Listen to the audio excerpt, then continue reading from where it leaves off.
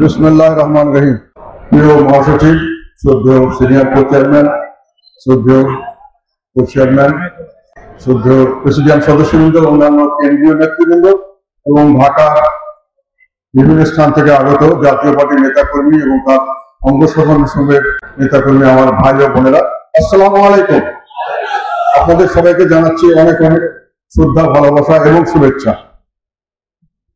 আজকে 14 জুলাই, এই দিনে 2019 সালে আমাদের নেতা পল্লী বন্ধু আলাদ হোসেন মোহাম্মদ এরশাদ ইন্তেকাল করেছিলেন।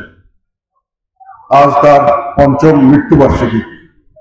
এই দিনে প্রথমে গভীর শ্রদ্ধার সঙ্গে তাকে স্মরণ করছি, একই সঙ্গে এই প্রার্থনা জানাচ্ছি আল্লাহর কাছে যেন আল্লাহ তাকে সকল গুনাহ খাতা মাফ করে দিয়ে তাকে বেহেশতের একটি সুন্দরতম স্থানে তাকে আসীন করেন। আমরা শুধু এখানে তার জন্য দোয়া করছি তা নয়, সারা বাংলাদেশের সর্বত্র জাতীয় পার্টির নেতাকর্মী যেখানে আছেন সবাই তার জন্য দোয়া করছেন। এবং তার চেয়ে বড় কথা, জাতীয় পার্টি ছাড়া সাধারণ জনগণের মধ্যে বিপুল সংখ্যক মানুষ ওনাকে স্মরণ করছেন, ওনার জন্য দোয়া করছেন। নিশ্চয়ই আল্লাহ এতগুলো মানুষের দোয়া কবুল করবেন এবং ওনার স্থান হবে সেই রকমই, যেখানে আমরা যেভাবে প্রার্থনা করছি, যেভাবে দোয়া করছি, আল্লাহ তাকে জান্নাতবাসী করবেন ইনশাআল্লাহ। ওনার সারাটা জীবন ছিল জনগণের কল্যাণে। আমি ওনার সম্পর্কে দু একটি কথা বলবো এবং ওনার উপরেই বেশি কথা বলতে চাইবো যতটুকু সম্ভব। পরবর্তীকালে একটু যদি সময় হয় আমি বিদ্যমান রাজনৈতিক পরিস্থিতি সম্পর্কে দু একটি মতামত দেব। আমরা যেটা শুনেছি, আমাদের যেহেতু উনি আমার বড় ভাই ছিলেন, আমার বাবার কাছে, মার কাছে, যে ছোটবেলা থেকেই উনি অত্যন্ত দুর্দান্ত ডান পিঠে ছিলেন, আবার একসঙ্গেই উনি অত্যন্ত মেধাবী ছিলেন। উনি বিভিন্ন সময় যখন যেখানে ছিলেন সেখানে তাকেই সকলেই দেখতে আসতো। সেই সকলের আকর্ষণীয় মানুষ ছিলেন, যেখানেই যেতেন, যে অবস্থায় যেতেন। উনি ছাত্র জীবনে যখন ছাত্র ছিলেন তখন ভালো খেলোয়াড় ছিলেন, তখন স্পোর্টসে চ্যাম্পিয়ন হতেন। এক সময় উনি সাহিত্য করতেন, লেখাপড়ায় ভালো ছিলেন। কারমাইকেল কলেজে উনি যে কয়েক বছর ছিলেন স্পোর্টসে উনি সবসময় চ্যাম্পিয়ন হতেন। এবং একই সঙ্গে কারমাইকেল কলেজের যে ম্যাগাজিন বেরোতো, আগে লিটারি ম্যাগাজিন, প্রত্যেক শিক্ষাপীঠে একটা করে প্রতিষ্ঠানে বছরের পরে প্রত্যেক বছর একটা করে ম্যাগাজিন বের করা হতো, সাহিত্য, তাদের ছাত্রদের সাহিত্যের বিভিন্ন, উনি ছিলেন তার সম্পাদক। আমি সেই বইগুলি দেখেছি, আমার বাবাও তাকে সংরক্ষণ করেছিল। আমি সেই ওনার কাপগুলো দেখেছি বড় বড়, যেটা উনি বিভিন্ন কম্পিটিশনে পেয়েছিলেন এবং উনি চ্যাম্পিয়ন ছিলেন। উনি ঢাকা ইউনিভার্সিটিতে যখন ছিলেন তখন উনি স্পোর্টসের চ্যাম্পিয়ন ছিলেন, তখন উনি বিখ্যাত ব্যক্তি ছিলেন, সবাই তাকে এক নামে কিন্তু এরকমই তার ছিল। আল্লাহর রহমতে উনি সেনাবাহিনীতে আসেন, সেনাবাহিনীতে অত্যন্ত সফলভাবে উনি সেনাবাহিনীতে কাটেন। সেখানে উনি ফুটবল দলে খেলেছেন, সেনাবাহিনীর হয়ে, হকি টিমে খেলেছেন, সেনাবাহিনীর হয়ে খেলোয়াড় ছিলেন। আবার নিজে অত্যন্ত যোগ্যতার সঙ্গে উনি নিজের দায়িত্ব পালন করেছেন। একটার পর একটা প্রমোশন হয়ে উনি শেষ পর্যন্ত উনি চিফ অফ আর্মি স্টাফ পর্যন্ত হওয়ার সৌভাগ্য ওনার হয়েছিল। আল্লাহ রহমতে সমস্ত জায়গায় যখন যেখানে ছিলেন এবং যেখানে সব সময় উনি দেশ ও জনগণের কল্যাণে কাজ করেছে। উনি যখন সেনাবাহিনীর প্রধান না হন, ডেপুটি চিফ ছিলেন, তখন উনি স্পোর্টস কন্ট্রোল বোর্ডের চেয়ারম্যান ছিলেন, টেনিস ফেডারেশনের চেয়ারম্যান ছিলেন, বিভিন্ন জায়গায় এবং সব জায়গায় ওনার দক্ষতার স্বাক্ষর উনি রেখে গিয়েছিলেন। আমি রাজনীতিতে যদি আসি, 1982 সালের 24 মার্চ ওনার হাতে ক্ষমতা দেওয়া হলো, উনি ক্ষমতা গ্রহণ করলেন। এবং সেই দিন ক্ষমতা গ্রহণ করার সময় অনেকে পরবর্তীকালে অনেক কথা বলেছে, আমি হাসি, আপনারা শুনলে হাস্যকর কথা মনে হবে। তারা বলেছে উনি অবৈধভাবে এসেছিলেন। তখন বাংলাদেশের আপনার আমার জনগণ এবং সমস্ত রাজনৈতিক দল, শুধু তৎকালীন যারা বিএনপি ক্ষমতায় ছিল সেই বিএনপি কিছু নেতা ছাড়া বাদ বাকি সবাই ওনারকে স্বাগতম জানিয়েছিল। সারা জনগণ আনন্দ উল্লাস করেছিল। একটি কোথাও কাউকে জোরপূর্বক কিছু করতে হয় নাই, স্বতঃস্ফূর্ত ভাবে তাকে তারা গ্রহণ করেছিলেন। এবং উনি যখন স্বাস্থ্য ক্ষমতা নিয়েছিলেন, সকলের মতামতের ভিত্তিতে সকলে একমত হয়েছিল যে এই সময় ওনার আসাটা খুব জরুরি দরকার ছিল। তৎকালীন সময় আওয়ামী লীগ ছিল একটি বড় রাজনৈতিক দল। আওয়ামী লীগকে সর্বতভাবে অফিসিয়ালি তাদের সংবাদপত্র যেটা তাদের মুখপত্র ছিল বাংলার বাণী, সেখানে ঘোষণা করা হয়েছিল, ওনাকে স্বাগতম জানা হয়েছিল। তৎকালীন যে নেত্রী ছিলেন তিনি বলেছিলেন যে এটা ছাড়া বাংলাদেশে আর কোনো গণতন্ত্র ছিল না, এবং অন্যান্য যারা উল্লেখযোগ্য রাজনৈতিক দল সব দল ওনাকে সাদরে গ্রহণ করেছিল। তবে কথা ওঠে যে তখনকার আইন অনুযায়ী এটা হয়তো বৈধ ছিল না, কিন্তু আমার প্রশ্ন হলো, এটা পরবর্তীকালে বৈধ করা হয়েছিল। আমার প্রশ্ন হলো, আমরা যদি একটা দেশের মালিক যদি জনগণ হয়, যদি প্রজাতন্ত্র হয়, মালিক যদি জনগণ হয়, তাহলে সেই মালিকের প্রত্যাশা পূরণ করা যদি কোনো আইনে অবৈধ হয়, সেই আইনটি ভুল আইন, সেই আইনটি সঠিক আইন নয়। জনগণের প্রত্যাশা পূরণ করবে সেই আইনটি হলো জনগণ প্রজাতন্ত্রের আইন, যে আইনে প্রজারা যেটা ঠিক করবে সেটাই সর্বোচ্চ। যাই হোক, উনি ক্ষমতা আসার পরে উনি দেশ চালিয়েছিলেন, রাষ্ট্রের প্রধান হিসেবে 4 বছর চালানোর পরে নির্বাচন দিয়েছিলেন, এবং এই সময় উনি দেশের সুশাসন প্রতিষ্ঠা করেছিলেন, আইনের শাসন এবং ন্যায় বিচার ভিত্তিক সমাজ ব্যবস্থা করেছিলেন। ওনার সময় আইনে কোন রকম হস্তক্ষেপ করা হতো না, আইনের চোখে সবাই সমান ছিলেন, আইনের বাইরে কাউকে ডাকা হতো না, এবং যে কোনো সময় যে কোনো ধরনের ব্যবস্থা উনি নিতেন। উনি কোনো সময় কোনো বিষয়ে কাউর প্রতি পক্ষপাতিত্ব করেন নাই, সুশাসন ছিল। তারপরে 86-এ এসে উনি নির্বাচিত হলেন, তৎকালীন সময় তৃতীয় সংসদ নির্বাচিত হলো, সেই সংসদের প্রধান ছিলেন, বিরোধী দলীয় প্রধান ছিলেন বর্তমান আওয়ামী লীগ এবং আওয়ামী লীগের নেত্রী। যখন সংসদে আওয়ামী লীগ ছিল, তারপরে 90 সাল পর্যন্ত উনি চালিয়ে গেছেন। ওনার এই সময়টাকে সারা বাংলাদেশের সবচেয়ে সুশাসন, সবচেয়ে ভালো শাসন এবং সবচেয়ে সব দিক থেকে মানুষের কাছে গ্রহণযোগ্য শাসন ব্যবস্থা ছিল। এখন অনেকে বলে যে তখন ছিল, আমরা এখন বুঝি যারা তৎকালীন সময় দেখেছেন এবং আজকেও দেখছেন, তারা তখন বলেছিলেন যে স্বর্ণযুগ ছিল বাংলাদেশের সেই সময়টি, যখন এরশাদ সাহেব এই দেশকে শাসন করেছিলেন। তখন মানুষের নিরাপত্তা ছিল, ব্যবসা বাণিজ্য ছিল, এবং মানুষের জনগণের কল্যাণে যেটা যখন দরকার ছিল উনি করেছেন। শুধু তাই নয়, উনি এই কাজগুলি করতে গিয়ে যেখানেই মনে করেছেন জনগণের মধ্যে এটা সম্পর্কে কোন রকম বিরূপ ধারণা আছে, তৎকাল সঙ্গে সঙ্গেই উনি সেই কথাগুলিকে সেগুলিকে স্থগিত করে দিয়েছিলেন, জনগণের প্রতি শ্রদ্ধা দেখিয়েছিলেন। কাজেই সত্য কথা বলতে হয়, গণতন্ত্র মানা ছিলেন উনি, মানুষের কথা শুনে কাজ করেছেন, এবং জনগণের যে কোনো দাবি উনি যেটা মনে করেছেন জনগণ চাচ্ছে, সঙ্গে সঙ্গে সেটা করেছেন। কোন সময় উনি যে সংস্কার কাজগুলি করেছিলেন, পরবর্তীকালে যে উন্নয়নমূলক কাজ করেছিলেন সারা দেশের মানুষের জন্য, কোনোখানে উনি কোনো গায়ের জবরদস্তি করেন নাই, জবরদস্তি করার কোনো দরকারও ছিল না। মানুষের সবকিছু গ্রহণ করেছিল, যেখানে মানুষে গ্রহণ করতে চায় নাই সঙ্গে সঙ্গে উনি সেটা স্থগিত করে দিয়েছিলেন। এইভাবে উনি দেশ শাসন করে গেছেন, সুশাসন দিয়ে গেছেন, দেশকে বিভিন্ন ধরনের সংস্কারমূলক কাজ করে গেছেন। আমি এগুলো পরে কিছুটা আমাদের পরবর্তী কর্মসূচির সময় দু একটি কথা এখানে বলবো, অনেক সময় আপনারা শুনেছেন। আর সঙ্গে সঙ্গে উন্নয়নমূলক কাজ, যেটা জনগণের কল্যাণে দরকার, সেই সমস্ত যোগাযোগ ব্যবস্থার উন্নয়ন, মানুষের জীবনের মান উন্নয়ন, ব্যবসা বাণিজ্যের উন্নয়ন, কোন রকম কোন দুর্নীতি যাতে না হয় তার ব্যবস্থা উনি করেছিলেন। এখন আপনারা বলেন, বর্তমান সরকার বলে 8 লক্ষ টাকার বাজেট করেছি, অনেক বাহাদুরি। এরশাদ সাহেব অনেক অল্প টাকার বাজেট করেছিলেন, এটা কি খারাপ? কেননা ওনারা আপনার কাছে টাকা নেন নাই। এরশাদ সাহেব যে কোনো ভাবে টাকা জোগাড় করেছিলেন, জনগণের উপর অত্যাচার করেন নাই, ট্যাক্স চাপিয়ে দিয়ে তাদেরকে একেবারে ডুবিয়ে দেওয়ার ব্যবস্থা করেন নাই। আমি বলছি, আমি তখন অয়েল সেক্টরে কাজ করতাম, এখনো আমার মনে আছে। এরশাদ সাহেব বলতেন, তেলের উপরে, জ্বালানি তেলের উপরে, কোনো পদার্থের উপরে যেটা দেশের অর্থনীতিতে সবচেয়ে বেশি সক্রিয় ভূমিকা পালন করে, যেটা আমি যদি আজকে একটা দাম বানাই, সমস্ত জিনিসে এর প্রতিফলন আসবে, সমস্ত জিনিসের দাম বাড়বে, আমি তেলের দাম বাড়াবো না। আমি এইটাতে কাজ করতাম, নিজে ব্যক্তিগত অভিজ্ঞতা থেকে বলছি।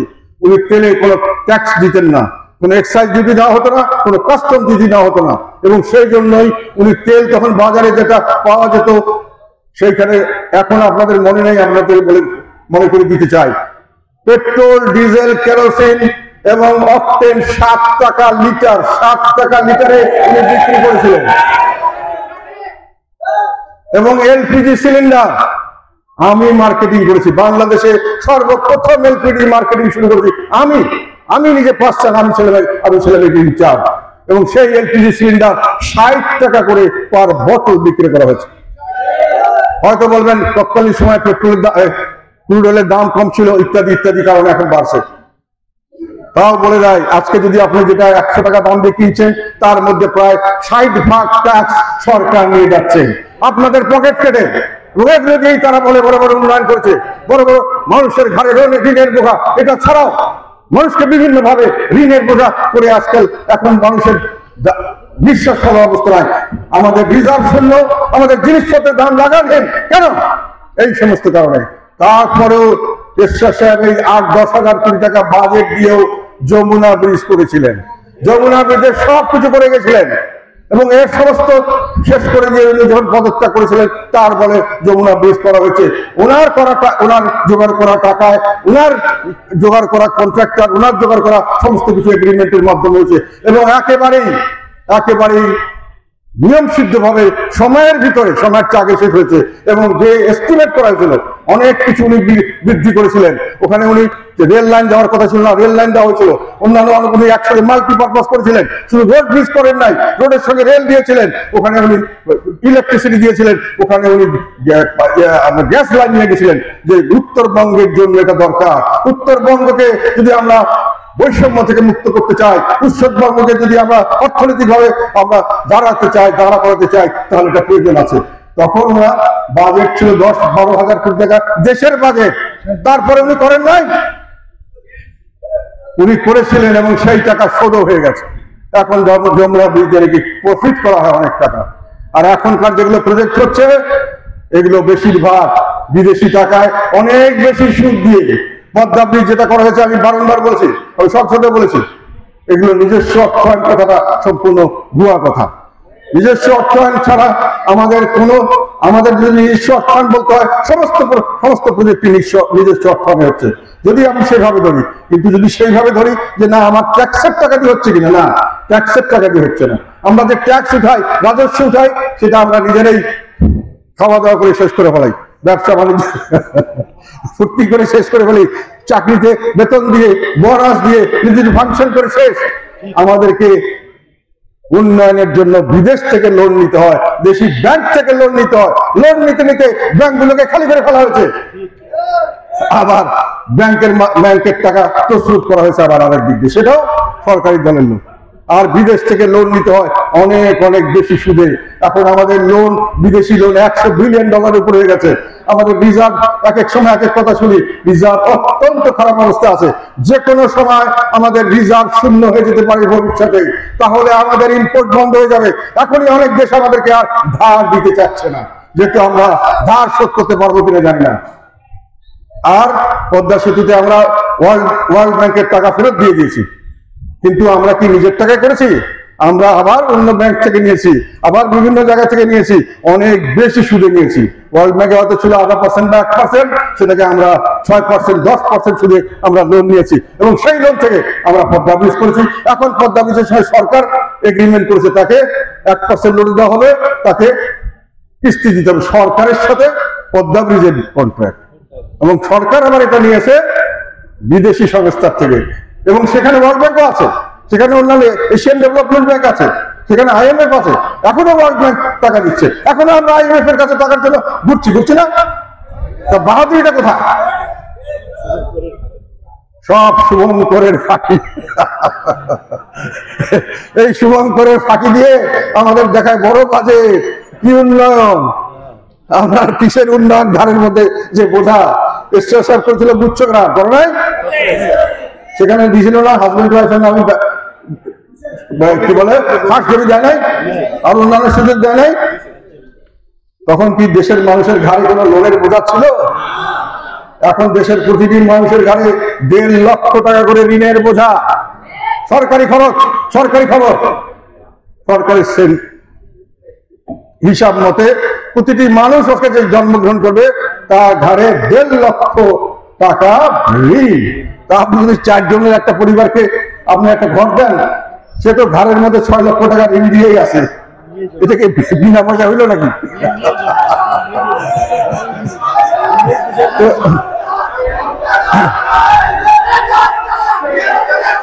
আরে দাঁড়াও, দাঁড়া এখন এখন সেই জন্য বলি, তারপরে আমি এখন সেই জন্য বলছি, তখন ছিল মানুষের জন্য স্বর্ণ যুগ।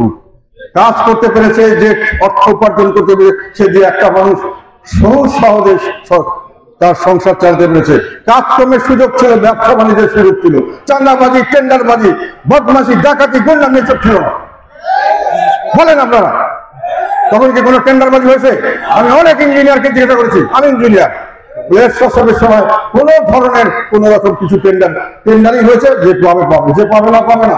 সরকারি দল বেসরকারি দল কোনো কথা নাই। সঠিকভাবে জিনিসপত্রের দাম যেটা আপনি কিনতে পারেন সেই দামই ছিল। এখন আমরা শুনলাম কালকে একটা ইলিশের নাকি আমরা বিশ্বের মধ্যে চ্যাম্পিয়ন ইলিশ প্রোডাকশন। এখন দেখতেছি বিভিন্ন সময় বিভিন্ন থেকে আমরা চ্যাম্পিয়ন, শস্য উৎপাদনের চ্যাম্পিয়ন, এই চ্যাম্পিয়ন, এই চ্যাম্পিয়ন। এখন তো দেখা যাচ্ছে যে এক্সপোর্টে বিরাট এক্সপোর্ট করছি। এখন দেখা যাচ্ছে যে সব তথ্যের মধ্যে গরমিল। গতকাল একটা পত্রিকা দেখলাম, একজন ইকোনমিস্ট হাসান মনসুর রহমান, আমার ছোট, আমি চিনি ওকে, ভালো, খুব ভালো স্টুডেন্ট।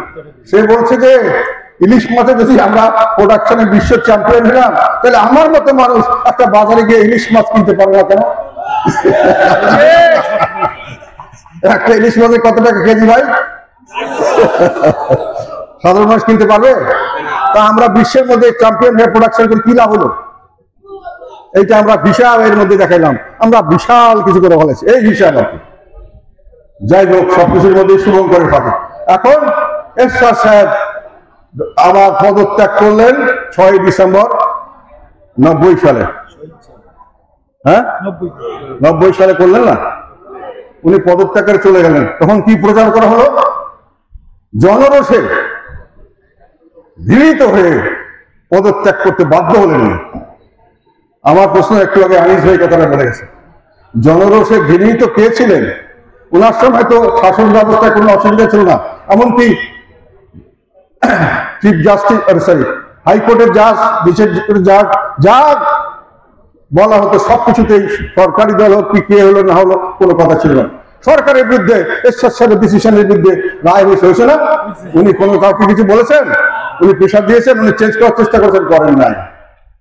এখন প্রশ্ন হলো যে উনি যখন চলে গেলেন তখন উনিকে একেবারে মানুষের গণরোষে উনি ঘৃণিত হয়ে চলে গেছেন। তখন ইলেকশনের ব্যবস্থা বলতে পারেন, হ্যাঁ, আমাদের দেশের দীর্ঘদিন থেকে স্বাধীনতার পর থেকে ইলেকশন ব্যবস্থাটা আমরা ঠিক মতো করতে পারিনি। কোন সময় হয়তো কেয়ারটেকার সবাই কিছুদিন একটু ভালো ছিল, তাও সবসময় সম্পূর্ণ ভালো ছিল না, আর বাকি সময় বেশিরভাগ সময় ভালো হয়নি। এখন তো মোটামুটি একেবারে নিম্নতম পর্যায়ে ইলেকশন বলে, ইলেকশনই বলা যায় না, সিলেকশন বলা যায়, ওটা বলতে পারেন না। তথাপি এরশাদ সাহেব ইলেকশনে কোনদিন ফেল করতেন না। আপনি এখন নিজের ইলেকশন সেটার জন্য উনি প্রমাণ করেছেন।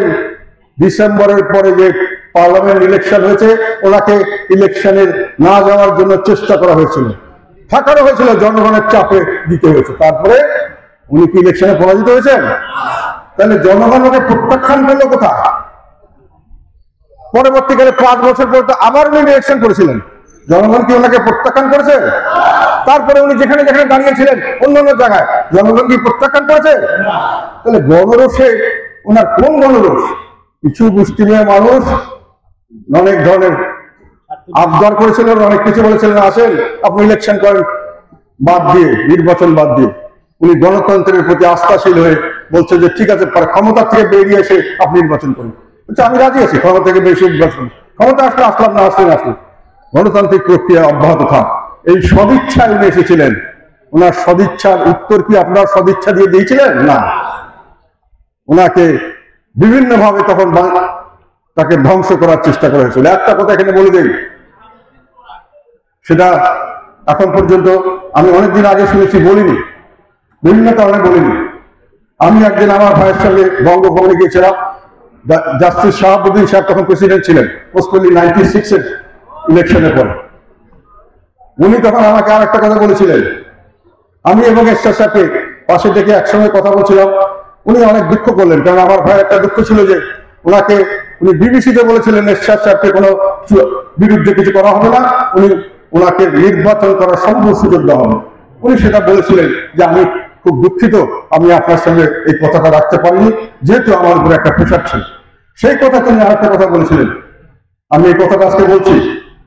এটা এখন যেহেতু উনি মারা গেছেন, হয়তো থাকলে বেঁচে থাকলে ওনার করতে যায় না, অনেকদিন আমি বলিনি। উনি বলেছিলেন যে আপনি জানেন, আমি বসা ছিলাম, এরশাদ সাহেবকে উনি বলেছেন যে আজকে যে রাষ্ট্রপতি শাসিত পদ্ধতি থেকে সংসদীয় গণতন্ত্রের জন্য হয়েছে, কি জন্য হয়েছে জানেন? তার মানে আমরা তো জানি না। বলে যে আমি এটা বলেছিলাম, আমি তৎকালীন সময় দুই পার্টির নেতাকে নেত্রীদেরকে বলেছিলাম যে আপনারা যদি এখন প্রেসিডেন্সিয়াল ইলেকশন দেন আর যদি এরশাদ সাহেব ইলেকশনে দাঁড়ায় তখন কি হবে? সেই কারণে, তার মানে এরশাদ সাহেবকে ঘৃণিত করতে পারেন নাই, এরশাদ সাহেবকে জনক থেকে বিচ্ছিন্ন করতে পারেন নাই। এরশাদ সাহেবের ভয়ে রাষ্ট্রশাসিত পদ্ধতি থেকে আপনার সংসদীয় পদ্ধতিতে আনা হয়েছে। ওর সঙ্গে জড়িত একজন আমাকে বলেছেন, উনি এখন জড়িত আছেন, আমি নাম বলতে চাই না, ওনার পারমিশন চাই, আপনারা বিশ্বাস করলে করবেন, না করলে না করেন। বলছে ভাই তখন তাড়াহুড়া করে আমরা সংবিধান শুরু যেখানে লেখা আছে প্রেসিডেন্ট, সেখানে করছি প্রধানমন্ত্রী, খালি এইটাই করছি, আর কিছু করি না, করে পাস করছি। আমাদের তাড়াতাড়ি করে ইলেকশনে যাইতে হবে এবং ইলেকশনে এরশাদ সাহেবকে প্রেসিডেন্সিয়াল ইলেকশনে দাঁড়াতে দেওয়া যাবে না, ফলে পার্লামেন্টারি সিস্টেম করা হয়েছে। তাহলে এরশাদ সাহেবকে আপনার ভয় করেন নাই? এরশাদ সাহেব জনগণ প্রত্যাখ্যাত হয়েছে। এই কথাটা বললাম এই জন্য যে ওনার মতো মানুষকে এখনো মানুষ হৃদয়ে ধারণ করছে কেন বুঝতে হবে। ওনাকে এত কিছু, ওনার নামে এমন কোনো অপকর্মের কথা বলা হয়নি যেটা ওনাকে দোষী করা হয় নাই। যে কোনো ধরনের ভাবে ওনাকে কলুষিত করার চেষ্টা করা হয়েছে, অনেক ভাবে ওনার উপরে অনেক ধরনের খারাপ কথা চাপিয়ে দেওয়া হয়েছে, ওনার নিন্দা করা হয়েছে। তথাপি উনি জনগণের হৃদয়ে যে স্থান, সেখান থেকে এক বিন্দু টলাতে পারে না। এটা প্রমাণ হলো উনি যেন অসুস্থ। লক্ষ লক্ষ মানুষ ওনার খবরের জন্য পাগল হয়ে যেত। আমরা যখন রক্ত চেয়েছি, এত হাজার মানুষ এসছে, সিএমএইচ বলছে আমরা রক্ত নিতে পারবো না, আমরা তালিকা নিয়ে যাই, যখন লাগবে আপনাদেরকে বলবো। যখন উনি মারা গেছেন, এটাই হলো সবচেয়ে বড় পরীক্ষা একটা মানুষের জীবনে, মুসলমানদের জীবনে। তার সারা জীবনের কি কীর্তি, সেটা মূল্যায়ন মানুষ করে, সমাজ মূল্যায়ন করে। কোথায়? নামাজে জানাজায়। মৃত্যুর পরে আপনার নামাজে জানাজা গিয়ে আপনি দেখবেন যে সত্যিকার অর্থে সেই মানুষটিকে সমাজ কিভাবে গ্রহণ করেছে, সেখানে এরশাদ সাহেবকে কিভাবে গ্রহণ করেছে বলেন। এখানে তিনটা, আমরা ঢাকা শহরের তিনটা আমরা নামাজে জানাজার ব্যবস্থা করেছিলাম, একটা চেয়ে একটা বড়, এবং সমস্ত লোক সেখানকে যারা ছিল বলেছে ইতিহাসে এত বড় জমায়েত আমরা এখনো হই না, হয় না, দেখি। রংপুরে নিয়ে গেলে তো এটা তো চিন্তার বাইরে। রংপুরের আশেপাশে সব জেলা থেকে হাজার হাজার নয়, লক্ষ লক্ষ মানুষ, সারা রংপুর শহরে একটা ইঞ্চি জায়গা ছিল না।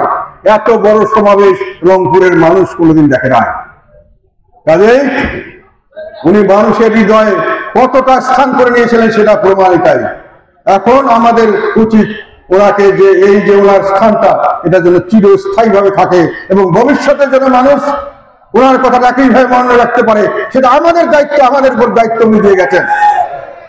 উনি যে এগুলো তিনটা কথা আপনাদেরকে বলবো, একটা জিনিস হলো উনি কতগুলো পরিকল্পনা করেছিলেন দেশের জন্য ওনার অভিজ্ঞতা থেকে, এগুলো উনি করে দিতে পারে নাই। এগুলো আমাদের দায়িত্ব হবে সামনের দিকে, রাজনীতিতে থেকে আমরা ক্ষমতায় গিয়ে এগুলোকে বাস্তবায়ন করবো। একটা হলো প্রাদেশিক ব্যবস্থা প্রবর্তন, আর একটা হলো আনুপাতিক হারে প্রতিনিধিত্ব নির্বাচন। এটা ওনার স্বপ্ন ছিল, বাস্তবায়ন করা সম্ভব হয় নাই। আমাদের উপর দায়িত্ব দিয়ে গেছেন, আমরা যে কোনো ভাবে হোক জনগণের সামনে এগুলো যে সুফল, এগুলো প্রচার করতে হবে এবং এর মাধ্যমে জনগণের কাছে গিয়ে আমাদেরকে জনগণের ভালোবাসা অর্জন করে আমাদেরকে এগুলো বাস্তবায়ন করতে হবে। এটা আমাদের দায়িত্ব। আর একটা জিনিস, উনি অনেক কিছু করেছিলেন, করতে চেয়েছিলেন, কিন্তু দাবির মুখে উনি করেননি, যদিও এগুলো জনগণের দাবি ছিল। সেটা কি? একটা হলো যে হাইকোর্টকে বিকেন্দ্রীকরণ। এটাকে আমরা ইচ্ছা করলে, উনিও চাইলে পারতেন, এটা নিয়মও আছে, হাইকোর্ট গুলোকে বিকেন্দ্রীকরণ করা, আমি মনে করি বিচার বিভাগকে বিকেন্দ্রীকরণ করা দরকার। আমরা আইন সিদ্ধভাবে কিভাবে করা যায়, যদি কিছু করতে হয় পরিবর্তন করে হলো আমরা জনগণের স্বার্থে, যেহেতু জনগণের উপকারটা পেয়েছিল। হাইকোর্টে এখন গেলে 2-3 লক্ষ টাকা ছাড়া নাকি হাইকোর্টের বারান্দায় যাওয়া যায় না। গ্রামে আমরা যদি বিভিন্ন জায়গায় হাইকোর্ট করে দিতে পারি, অন্তত সামান্য কিছু কাজের জন্য মানুষ এর চেয়ে অনেক কম খরচ এটা করতে পারবে। এইটা আমাদের দেখতে হবে। উনি করে চেয়েছিলেন স্বাস্থ্য নীতি, ওটাকে করতে দেওয়া হয়নি, নানা বাধা দেওয়া হচ্ছে, উনি পরে সরে গেছেন। কিন্তু এখানে পরবর্তীকালে অনেক ডাক্তার বলেছে, বড় বড় ডাক্তাররা নিজেদের স্বার্থে এটা করতে যায়নি স্বার্থে, কিন্তু এটা জনগণের জন্য সব, আমি মনে করি জনগণের জন্য কল্যাণমূলক করে আমরা এটাকে আবার আমাদের যে ডিপার্টমেন্ট আছে যারা রিসার্চ করেন তাদেরকে বলবো এটা নিয়ে বসে আপনার জনগণের সঙ্গে কথা বলেন, ডাক্তারদের সঙ্গে কথা বলেন, কিছু যদি পরিবর্তন করতে হয় পরিবর্তন করে এটাকে আমরা সামনের দিকে এজেন্ডাতে নিব, সামনে আবার নির্বাচনী ইস্তাহারের মাধ্যমে এটাকে জনগণের সামনে তুলে ধরবো। আর একটা শিক্ষানীতি উনি করতে চেয়েছিলেন, যেটা এখন কিন্তু সবাই বলছে আমাদের শিক্ষানীতি যেটা হচ্ছে সেটা কর্মমুখী শিক্ষা নয়, উনি সব কর্মমুখী শিক্ষা করতে চেয়েছিলেন। সেটাকে বাস্তবায়নের জন্য দরকার হলে কিছু পরিবর্তন হলে আমরা পরিবর্তন করব এবং জনগণের সামনে নিয়ে যাবো। আরেকটি জিনিস উনি করেছিলেন কিন্তু সেটাকে আমরা নষ্ট করেছি, সেটা ঔষধ নীতি। ঔষধ নীতি এখনো আছে, কিন্তু এটার যে ভিতরের অনেক সুযোগ সুবিধা এখন কায়েমি স্বার্থবাদী দিকে দেওয়া হয়ে গেছে, অনেক কিছু পরিবর্তন করা হয়েছে। আমরা এটাকে আবার উনি যেরকম ভাবে করতে চেয়েছিলেন সেটাকে আমরা আনতে চাই। আরেকটা হলো উপজেলা পদ্ধতি। উপজেলা পদ্ধতি জনগণের চাপে ওটা বিএনপি বাতিল করেছিল, পরে জনগণের চাপে, যেহেতু জনগণ এটা চেয়েছিল, জনগণ এটাকে দাবি করেছিল, এটার জন্য জনগণের আকাঙ্ক্ষা ছিল, সেই জন্য এটা একটা অত্যন্ত সফল প্রোগ্রাম ছিল। এই জন্য পরবর্তীকালে আওয়ামী লীগ এটাকে নিয়ে এসছে। কিন্তু আওয়ামী লীগ উপজেলার যে আসল হৃদয়, যে আসল যে স্পিরিট, যে চেতনা, এটাকে ধ্বংস করে সেই উপজেলা চালু করেছে। যে উপজেলার চালু করার জন্য আমরা বলিনি, কেউ বলেনি এই উপজেলা হলো শাসনের মাধ্যমে শোষণ এবং লুণ্ঠন, সেন্ট্রালাইজ পদ্ধতি, যেটা ব্রিটিশরা করেছে, পাকিস্তানিরা করেছে, সেটাই করা হয়েছে। আমরা চাই শাসনের মাধ্যমে সেবা এবং জবাবদিহিতামূলক সরকার। এটা আমাদের সংবিধানে বলা আছে, 59 অনুচ্ছেদে পরিষ্কার ভাবে বলা আছে যে এইরকম করতে হবে। প্রতিটি প্রশাসনিক ইউনিটকে জনপ্রতিনিধিদের দ্বারা পরিচালিত করতে হবে, জনগণের ভোটে নির্বাচন। এইগুলো আমরা মানি না, আমরা সংসদের সংবিধানের কথা বলি মানি না। আমাদের কিন্তু এটা বঙ্গবন্ধু একবার করতে চেষ্টা করেছিলেন এই গভর্নর পদ্ধতি করে, উনি এটা বাস্তবায়ন করতে পারেন নাই পরবর্তীকালে, কিন্তু এরশাদ করে গেছিলেন, এটা বাস্তবায়নে মানুষের সুফল পেয়েছিল। আমরা চাই এই ব্যবস্থাটি পুনঃপ্রবর্তিত হোক এবং তার জন্য আমরা সামনের দিকে যাব। আর দুটি কথা বলতে চাই, একটা হলো আমাদের মুক্তিযুদ্ধের চেতনা এবং স্বাধীনতার চেতনা। মুক্তিযুদ্ধ কেন হয়েছিল? আমরা কি থেকে মুক্তি চেয়েছিলাম? আমরা বৈষম্য থেকে মুক্তি চেয়েছিলাম। এই এখানকার মুসলমানরা ব্রিটিশ শাসনের বিরুদ্ধে গেছিল, কারণ তারা ডিভাইড করেছিল, সমাজকে ডিভাইড করেছিল এবং সেখানে তারা একটা সুবিধাবাদী গোষ্ঠী তৈরি করেছিল। সেখানে আমাদের ছোটবেলা আমরা দেখতাম ব্রিটিশ দরখাস্তের মধ্যে ইংরেজি দরখাস্তের লাস্টে লিখতে হতো I come from a respectable family, তারপরে লিখতে হতো your most obedient servant. I come from a respectable family, মানে ব্রিটিশদের কিছু রেসপেক্টেবল ফ্যামিলি করে, কিছু এলাইট শ্রেণী তৈরি করে দেশকে বিভক্ত করে তাদের দ্বারা আমাদের অত্যাচার করেছে। ব্রিটিশরা সরাসরি এসে অত্যাচার করার দরকার পড়ে নাই। পাকিস্তানিরা একই কাজ করেছিল, আমাদেরকে ডিভাইড করে বাংলাদেশের মানুষকে আলাদা করে ফেলেছিল এবং তাদেরকে পাকিস্তানি না হলে সুযোগ সুবিধা পাওয়া যাবে না, এই ধরনের ধারণা নিয়ে আমরা এর বিরুদ্ধে গেছিলাম। এখন আওয়ামী লীগ এসে কি করছে? এখন একদিকে আওয়ামী লীগ আর একদিকে জনগণ। এখন কয়েকদিন পরে এখন লিখতে হয় না, কিন্তু এটা ভেরিফাই করা হয়, I come from Awami League family, I come from Awami League family. আর জনগণের কোনো খবর নাই। জনগণ একদিকে, আমরা তো পাকিস্তানকে ঠেলে ফেলে দিচ্ছি, আমরা ব্রিটিশকে ঠেলে ফেলে দিচ্ছি। এখন আমার নিজের দেশের মধ্যে জনগণ যাবে কোথায়, আওয়ামী লীগ যাবে কোথায়? দুইটা বিভাজন তারা করেছে। সেই মুক্তিযুদ্ধের চেতনা, আমরা যেটা বলি 21শে ফেব্রুয়ারি শহীদ দিবস, কিসের শহীদ বলেন তো? ভাষার জন্য শহীদ। ভাষাকে ব্যবহার করে আমাকে বৈষম্য করেছে, রাষ্ট্রভাষা আমাকে না দিয়ে, আমার নিজের ভাষাকে রাষ্ট্রভাষা না করলে আমি চাকরি বাকরি ব্যবসা বাণিজ্যে রাষ্ট্রীয় পর্যায়ে পিছিয়ে পড়ে যাব। এই জন্যই মানুষে আন্দোলন করেছিল, বুকে রক্ত দিয়েছে। আমাদের শহীদ মিনার, এটাকে এরশাদ সাহেব পুনর্গঠন করে সুন্দর করে করেছেন। ওখানে হলো শহীদ মিনার হলো বৈষম্য বিরোধী আন্দোলন এবং সংগ্রামের এবং জীবন জীবন উৎসর্গ করার প্রতীক। এবং উনি এরশাদ সাহেব এখানে একটা কথা আরেকটা বলে দেন যে রাষ্ট্রভাষা বাংলা হওয়ার পরেও রাষ্ট্রভাষা দিয়ে আমাদের ইংরেজিকে রেখে স্বাধীনতার পরে সমস্ত সরকার একটি শ্রেণী এলিট শ্রেণীকে পৃষ্ঠপোষকতা করবে। সেখানে বৈষম্যের শিকার হচ্ছে গ্রামের মানুষ। গ্রামের ছেলেমেয়েরা ইংলিশ মিডিয়ামে পড়তে পারে নাই, তারা ইংলিশ মিডিয়ামে তারা চাকরি করতে পারে নাই, কারণ চাকরি করতে হতো সব ইংলিশ মিডিয়ামে, নোট লিখতে হতো ইংলিশ মিডিয়ামে, কথা বলতে হতো ইংলিশে, তাহলেই শুধু ভালো চাকরি পাওয়া যেত। এরশাদ সাহেব বলেছেন না, আমার দেশের গরিব মানুষ, আমার দেশের গ্রামের মানুষ তারা তো ইংলিশ মিডিয়ামে পড়তে পারে না, তাদেরকে বৈষম্য করাচ্ছে, তারা মেধাবী, কেন আমি রাষ্ট্রভাষা বাংলা করব না? তো আমাদের ঘোষণা আছে, উনি আইন করে এটাকে রাষ্ট্রভাষা বাংলা করেছিলেন, যার ফলে এখন ইংরেজি না জানলেও গ্রামের স্কুল থেকে পাশ করে একটা ছেলে পাশ করতে পারে। কাজেই এই যে বলেন মুক্তিযুদ্ধের চেতনা, তারপরে আপনার স্বাধীনতা যুদ্ধের চেতনা যেটা বলা হয়, স্বাধীনতা যুদ্ধের চেতনা কি ছিল? যে আমি একটা নিজের দেশ চাই, বৈষম্য মুক্ত দেশ, যেখানে বৈষম্য থাকবে না, যেখানে যেখানে অন্যায় অবিচার থাকবে না, ন্যায় বিচার ভিত্তিক এবং বৈষম্যহীন একটি নিজের রাষ্ট্র চাই আমি। জনগণ বলছিল আমার রাষ্ট্র, সেই রাষ্ট্র আমি তৈরি করবো বৈষম্যহীন ভাবে, সেই রাষ্ট্র আমি তৈরি করবো, আমার ন্যায় বিচার ভিত্তিক সমাজ ব্যবস্থা, ন্যায় বিচারের ভিত্তিতে সেখানে চলবে সেই দেশ। এরশাদ সাহেব তার জন্য সাভার স্মৃতিসৌধ, যেটা আমার জাতীয় স্মৃতিসৌধ, সেটা কিসের প্রতীক? আমার নিজের দেশ, যে দেশে আমি বৈষম্যহীন ন্যায় বিচার ভিত্তিক সমাজ করব, সেই দেশ প্রতিষ্ঠার জন্য আমি রক্ত দেব, এই প্রত্যয়, এটাই হলো আমাদের জাতীয় স্মৃতিসৌধের প্রতীক, এটাই হলো এই জন্য জাতীয় স্মৃতিসৌধ। কাজে এগুলো জিনিস কিন্তু এরশাদ সাহেব অনেক হাইলাইট করেছেন, এগুলোকে ফিনিশ করেছিলেন। আর যেটা বলা হলো মুক্তিযুদ্ধের যেটা গান, ওগুলো উনি দিয়েছিলেন মানুষের মধ্যে, আত্মার ভিতরে মুক্তিযুদ্ধ, আত্মার এগুলো উনি করেছিলেন। আর বর্তমান সরকার এসে এটাকে নিয়ে ব্যবসা করছে। উনি মুক্তিযোদ্ধাদের জন্য সর্বপ্রথম জাতির সর্বকালের সর্বশ্রেষ্ঠ সন্তান এবং তাদের জন্য সকল ডিস্ট্রিক্টে অফিস করেছিলেন, তাদেরকে তালিকাভুক্ত করেছিলেন, তারপরে তাদেরকে ভাতার বন্দোবস্ত করেছেন। উনি আমাকে একদিন দুঃখ করে বললেন, আমার ধারণা 60 বা এরকম 1000 মুক্তিযোদ্ধা একটা তালিকা অনেক কষ্টে আমরা করেছি। এখন আমাকে উনি বললেন, দেখো এখন 3 লক্ষ 3.5 লক্ষ মুক্তিযোদ্ধা কোথা থেকে আসেন? এটা এরশাদ সাহেবের মুখের কথা, যিনি মুক্তিযুদ্ধের জন্য কাজ করেছেন, যিনি মুক্তিযোদ্ধাদের জন্য সর্বপ্রথম সকল ব্যবস্থা করে গেছেন, ভাতার ব্যবস্থা উনি করে গেছেন।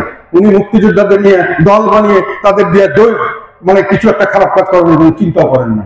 উনি ভোটের জন্য তাদেরকে ডাকেন নাই যে আমার ভোট দিতে হবে, তাহলে তোমার সুযোগ দেবো বলছেন। এখন লাঠিয়াল বাহিনী বানানোর চেষ্টা করছে, এটা দুর্ভাগ্য। মুক্তিযুদ্ধ নিয়ে ব্যবসা করা ঠিক নয়, এটা আমাদের আবেগের স্থল। তো এই জন্য আমি বলতে চাই, এরশাদ সাহেব সর্ববিষয়ে যেগুলো কাজ করে গেছেন, এগুলো সারা দেশের জন্য সেটা একটা দেখার মতো এক্সাম্পল, একটা এক্সাম্পল বাংলা কি বলবো, উদাহরণস্বরূপ। আচ্ছা শোনো, আরে কিসের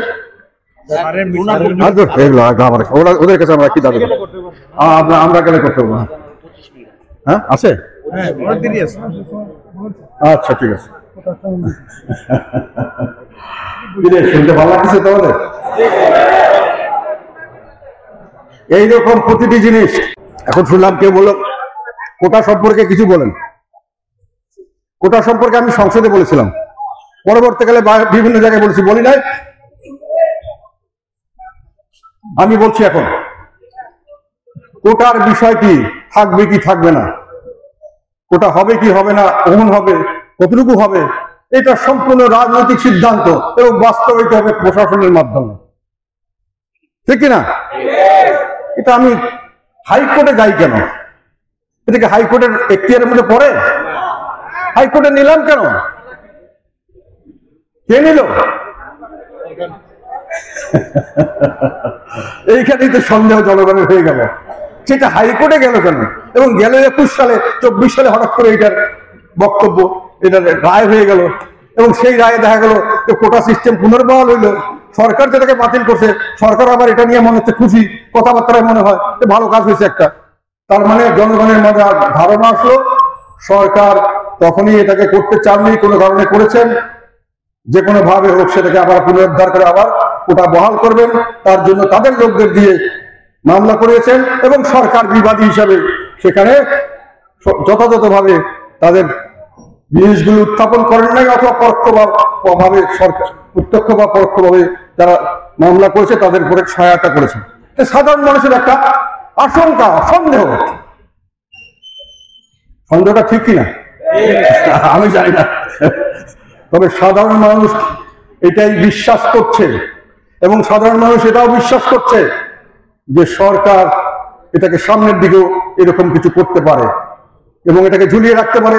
এখন তো ঝুলিয়ে রাখার প্রশ্ন চলে গেছে, এখন ওখানে গিয়ে আবার সরকারের যে উদ্দেশ্য আবার এটা চালু করা, এটা হয়তো করতে পারে। সাধারণ ছেলেপেলেরা এই জন্যই আন্দোলন থেকে পিছু হচ্ছে না, আমি যেটা বুঝেছি তাদের সঙ্গে কথাবার্তা বলে। এখন এবার প্রশ্ন আসে যে আমরা বিচার বিভাগের কথা বড় বড় কথা বলছি, সরকার মনে বিচার বিভাগ আপনারা কথা বলেন, এটা কি জানি এটা কোর্ট অমান্য হবে, এটা হবে সেটা হবে, এবং এটার বাইরে কিছু বলা যাবে না, ওনারাই সর্বসান। কিন্তু আমি বলতে চাই সরকারকে আমি সরাসরি এক নম্বরে দোষ দেব না, শেষে গিয়ে দোষ দেব। তাহলে আমরা আমাদের সংবিধানে কতগুলো ব্যবস্থা করে রেখেছি যার কারণে বিচার বিভাগ নির্বাহী বিভাগের পুরাণের অধীনস্থ হয়ে গেছে। সংবিধানে আমরা করেছি কিছু, সংবিধানে অসামঞ্জস্য আছে কিছু, আর সংবিধানে কিছু অসম্পূর্ণতা আছে। অসামঞ্জস্য কোথায়? 22 অনুচ্ছেদে বলা আছে সংবিধানে যে রাষ্ট্রকে চেষ্টা করতে হবে সবসময় নির্বাহী বিভাগ থেকে বিচার বিভাগকে পৃথক রাখার জন্য। আবার 109 বলা আছে যে বিচার বিভাগের যারা অধস্তন বিচার বিভাগ সেটাকে ঊর্ধ্বস্তন হাইকোর্ট তার দেখাশোনা করবে, তার সবকিছু তার দায়িত্ব তার। আবার 116-তে বলা আছে প্রেসিডেন্ট এগুলো তার প্রমোশন ট্রান্সফার কাকে কি করবে না কেউ দেখাতে, একই কাজ দুজনকে দেওয়া হয়েছে। আর প্রেসিডেন্টকে এখন গুরুত্ব দেওয়া হচ্ছে, হাইকোর্টের কথা শোনা হয় না। আর 48 সংবিধানের 48-এ বলা আছে যে প্রেসিডেন্ট দুটো কাজ ছাড়া সব কাজই প্রাইম মিনিস্টারের অর্ডার নিয়ে করতে, একটা প্রাইম মিনিস্টারকে আর একটা চিফ জাস্টিসকে নিয়োগ দেওয়া। এটা আপনারা জানেন কিভাবে হয়? এটা কি প্রেসিডেন্ট প্রধানমন্ত্রীর বাইরে করতে পারবে? বর্তমান অবস্থায় করতে পারে? আর প্রেসিডেন্টের কাছে যেটাই যাবে সাংবিধানিক ভাবে উনি প্রধানমন্ত্রীর নির্দেশ ছাড়া বা তার কনসেন্ট ছাড়া এটা করা সম্ভব না। আমাদের সংবিধান, এটা হলো সংবিধানের দোষ। আর আমার দোষ কি? আমার দোষ হলো, এটা তো ছিল লোয়ার কোর্ট, হায়ার কোর্টও একটা আছে 95-এর 2 নম্বরের ক, খ এবং গ, সেখানে বলা আছে প্রেসিডেন্ট চিফ জাস্টিসের সঙ্গে পরামর্শ ক্রমে একজন হাইকোর্টের জাজ নিয়োগ করতে পারবেন। তাকে 10 বছর অ্যাপিলেট ডিভিশনে কাজ করতে হবে, অথবা 10 বছর যে কোনো বিচারিক কার্যক্রমে হলেই হবে। একেবারে ধারাও।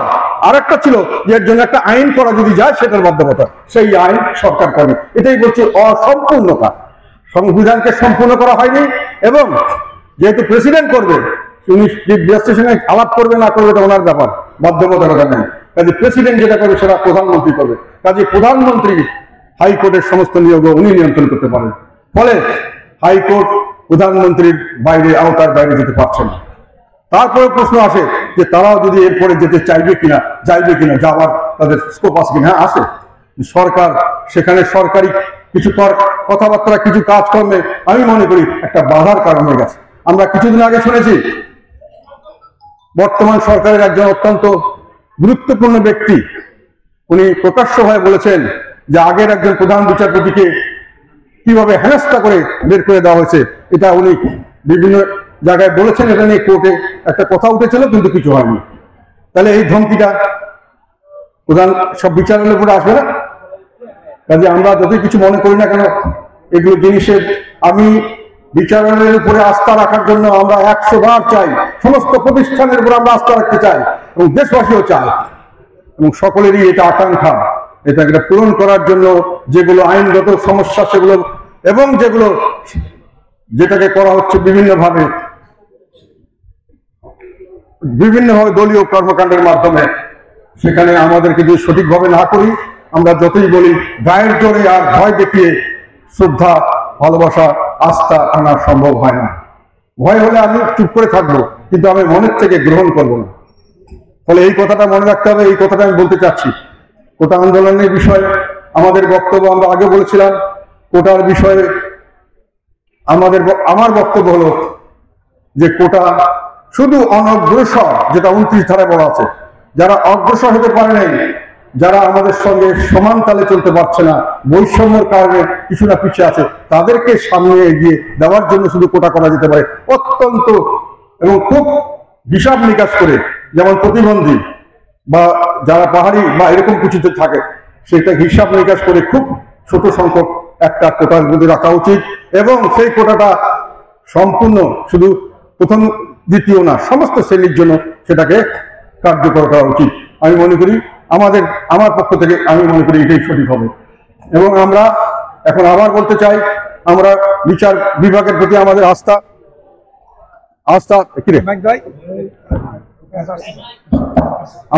আছে, আমরা আস্থা রাখবো। তবে মনে রাখতে হবে তাদেরকেও যে আস্থা রাখার জন্য তাদেরকে সেইভাবেই হয়তো কাজ করতে হবে ভবিষ্যতে। আমাদের স্বাভাবিকভাবে দেশের সমস্ত প্রতিষ্ঠানগুলো যেভাবে নষ্ট হয়ে যাচ্ছে, এটা জাতির জন্য কখনোই মঙ্গল বয়ে আনবে না। আমরা সকলেই এর কুফল ভোগ করবো একদিন। আজকে যারা ক্ষমতায় আছেন চিরজীবন তারা ক্ষমতায় থাকতে পারবেন না, এবং ক্ষমতার বাইরে গেলে এগুলোর সমস্যা আপনাদের সকলের কাছে আসবে। এবং আপনি কালকে যদি ক্ষমতা থেকে কেউ চলে যান বা আপনি চাকরির থেকে রিজাইন করে আরেক জায়গায় যদি আপনার রিটায়ার করেন, অবসর নেন, তখন এই প্রশ্নই আসবে যে আপনার সন্তানরা হয়তো সঠিক অর্থে রাষ্ট্রের যে নিরাপত্তা, যে রাষ্ট্রের তরফ থেকে যে সাহায্য সহযোগিতা সিটিজেন হিসেবে, সেটা সঠিকভাবে তারা পাবে না। আপনারা অনেক দূর দূরান্ত থেকে এসছেন এবং অনেক কষ্ট করেছেন সারাটা দিন ধরে।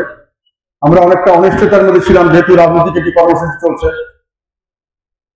তারপরেও আপনারা যথেষ্ট ঝুঁকি নিয়েছেন, কষ্ট করেছেন, এবং এতক্ষণ পর্যন্ত সেই 4টা থেকে বা 3:30 থেকে শুরু হয়েছে, এখন পর্যন্ত হাউসফুল হয়ে আপনারা বসে আছেন, একটা মানুষের নড়াচড়া করেন। এটাই হলো আমাদের আন্তরিকতা, এইটাই ধরে রাখবেন এবং সামনের দিকে মনে রাখবেন যে আমাদেরকে একটি বিকল্প শক্তি হিসাবে আবির্ভূত হতে হবে। বাংলাদেশের মানুষ বর্তমান সরকারকে চাচ্ছে না। বাংলাদেশের মানুষ নির্যাতিত হচ্ছে, বৈষম্যের শিকার হচ্ছে, তার থেকে তারা মুক্তি চায়। এই মুক্তির দিকে এগিয়ে আসতে হবে, আমাদেরকে এগিয়ে আসতে হবে। সেইভাবে নিজেকে প্রস্তুত করুন। সহজভাবে আপোষকামিতার মাধ্যমে কিছু হয় না। কঠিন কিছু অর্জন করতে হলে কঠিন কিছু ঝুঁকি নিতে হয়, অনেক সময় অনেক বড় ত্যাগ শিকারের মানসিকতা থাকতে হয়। এই মানসিকতা নিয়ে যদি আমরা সামনের দিকে এগিয়ে যাই, আমরা যদি দেখাতে পারি যে আমরা বিকল্প শক্তি, আমরা আওয়ামী লীগের পোষ্য কোনো কিছু নই, তাহলে জনগণ আমাদের সঙ্গে থাকবে। পারবেন?